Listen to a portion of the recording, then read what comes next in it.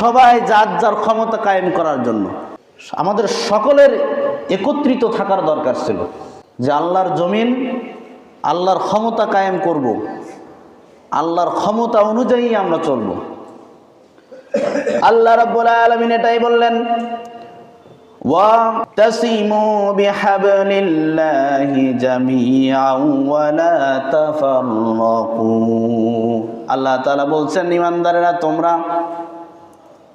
একত্রিতভাবে আমি রবের রশিকে তোমরা আঁকড়ে ধরো, ওয়া লা তাফাররাকু, সেক্ষেত্রে তোমরা পৃথক পৃথক হইও না। সুবহানাল্লাহ বলেন। আমি আল্লাহর জমিনে দ্বীন কায়েমের জন্য তোমরা সবাই একত্রিত হয়ে যাও, ঐক্যবদ্ধ হয়ে যাও। ওয়ালা তাফাররাকু,